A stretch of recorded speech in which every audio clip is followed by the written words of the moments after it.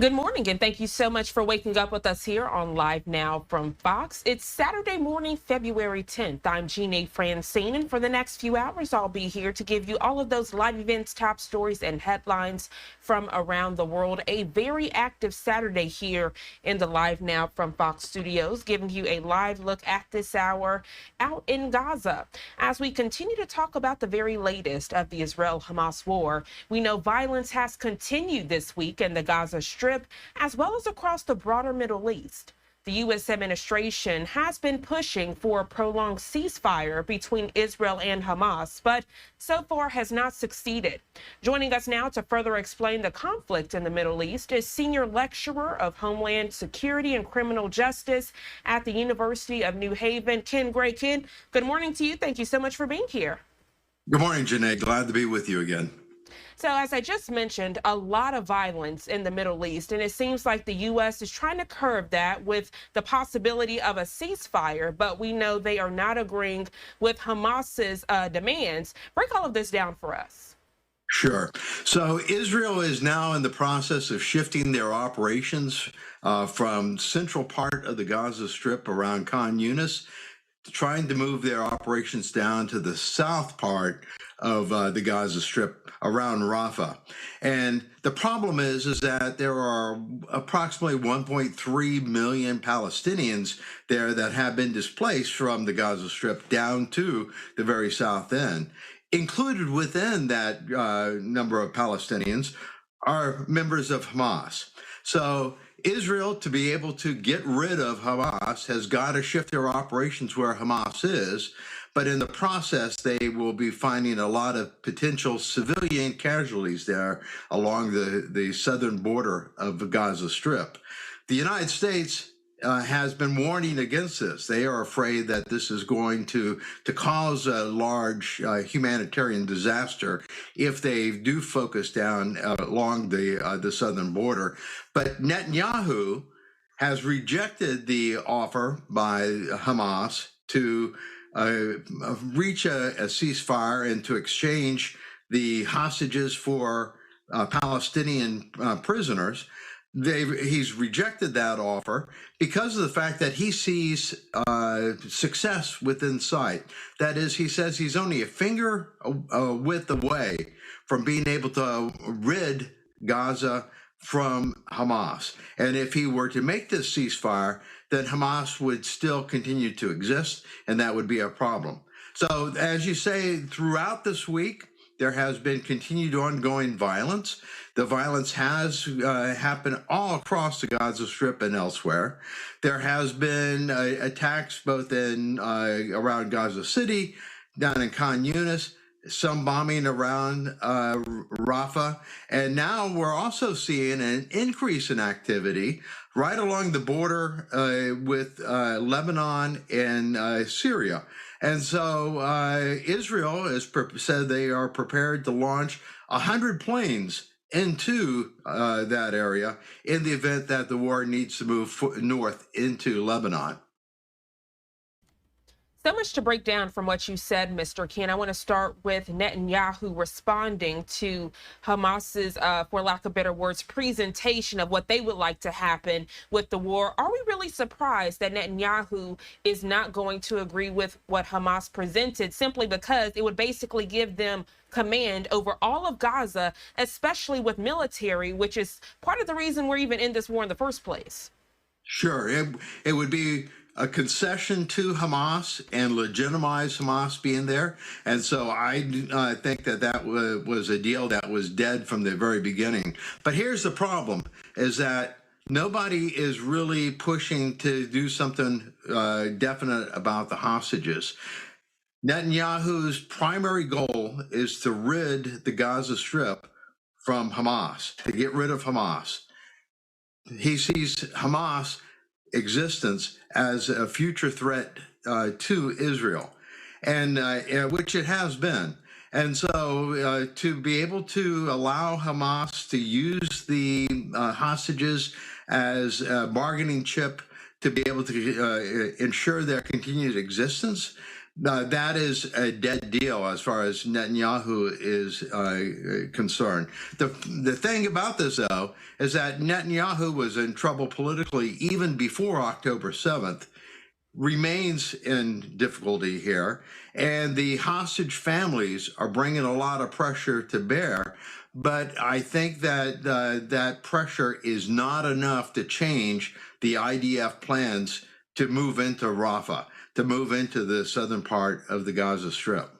Well, you're absolutely right about that. It seems like every Saturday out in Hostage Square, the families and everyone are getting together, basically criticizing the government, saying that more should be done to bring the hostages home. Switching gears now, Mr. Ken, to what you were mentioning about Lebanon and Syria. Can you break that conflict down, how it relates to the war, but also how it's separate? Because so many of these conflicts happening in close proximity, it can get confusing to the viewer.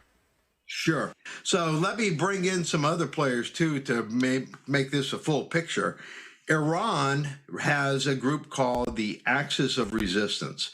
So Iran has proxies all across the region, across Iraq, across Syria, across Lebanon with Hezbollah, down into the Gaza Strip with both Hamas and the Palestinian Islamic Jihad.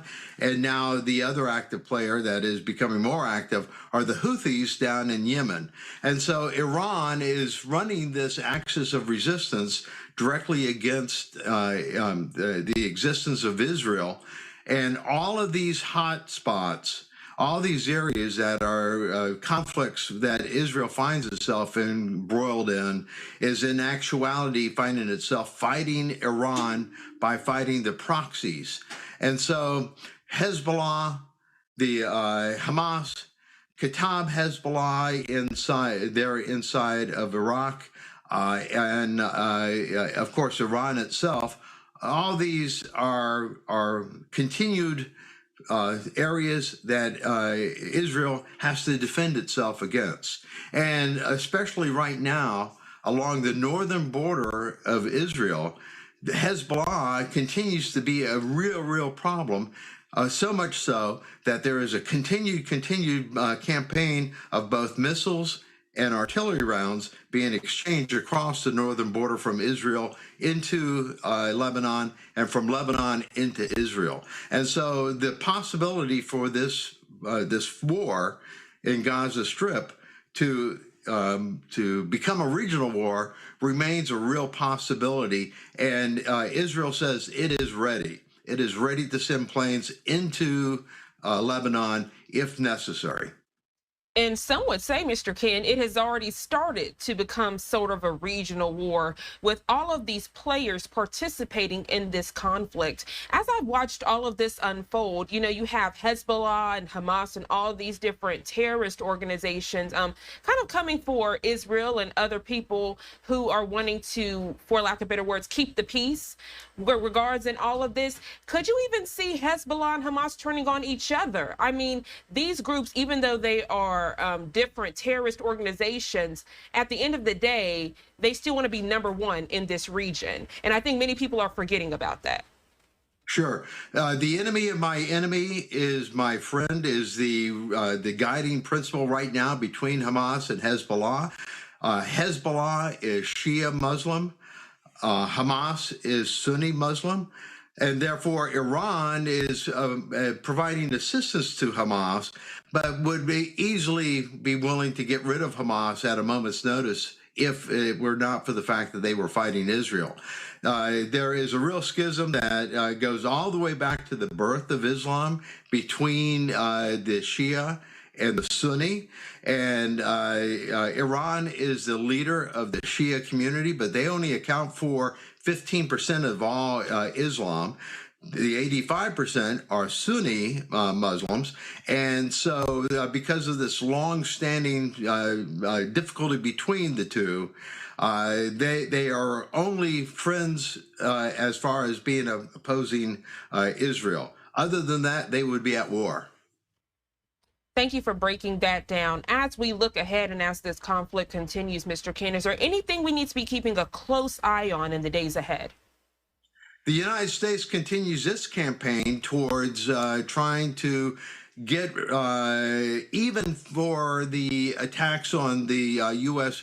Presence there in both Iraq and in Syria, and attacks on bases there in Jordan. On Wednesday, the United States did an attack on a Kataib Hezbollah commander there inside of Iraq. So don't forget that the United States is continuing its campaign against the proxies there that attacked U.S. interests in that region. And I would expect to see a continued very careful surgical strikes here and there as they identify appropriate targets. But every time one of these attacks happen, there is the possibility of a response to that. When the strike happened against the Kataib Hezbollah commander, there were cars that were driven towards the U.S. embassy in that area. And so we could see attacks on U.S. embassies in that region as a response to these type of surgical strikes. A very serious situation out in that region. Ken Gray, I always enjoy your expertise and dialogue when it comes to international relations. Thank you so much for joining us this morning. Is there anything else you'd like to add? No, thank you, Jeané. All right. Enjoy the rest of your Saturday, Mr. Ken.